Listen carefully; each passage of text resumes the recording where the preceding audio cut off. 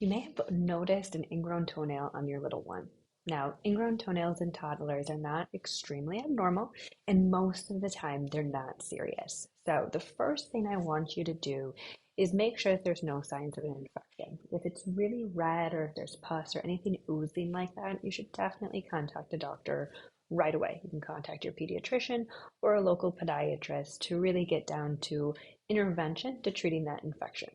When it comes to ingrown toenails in children, it's very rare, especially at that toddler age, that we need to do an aggressive procedure where we're removing portion of the nail. There's multiple tricks and conservative ways we can treat it, and I'll share some of those for you today.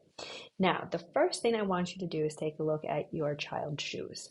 Most ingrown toenails in toddlers are actually caused by the shoes being too small and being just pushing up against the nail. Toddlers have very wide forefoot, or they're really wide around their toes. So they need a little extra space in that area. Beyond that, they also grow really fast. So it may feel like you're replacing shoes left and right with these children, and that is kind of the nature of the game. I will give you one hint. A shoe that I love for my kids was the Kai brand. It is extra wide, it's Velcro, it's easy to get on and off. And in that early walking stage, it was a great shoe to make sure that they stayed comfortable. Now, the second thing you need to do with an ingrown toenail in the toddler is to start stoking it. And you don't have to do anything crazy here. I would just put them in the bathtub and try to do about 15 minutes in the bathtub a day. If you could do twice a day, that's even better. That'll help soften that skin and flush out any drainage that might be happening.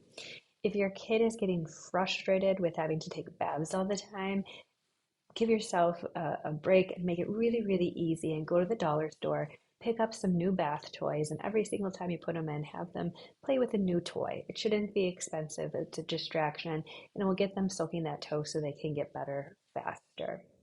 Now, if you do notice though that there is some redness or an infection, it is important to contact the doctor because you do not want that to fester and you do not want it to get worse. You also don't want to get too aggressive at trimming the toenail. Oftentimes, when we're trying to trim out that nail, we leave something behind or potentially make it worse. So, in that age group, it's actually better just to keep the skin soft, sometimes massaging that toe if they will tolerate it. And don't worry, it will go away. If you have any questions or more concerns about that ingrown toenail, I promise you it's not your fault, and we're always here to help you, guide you through what needs to be done with your kids.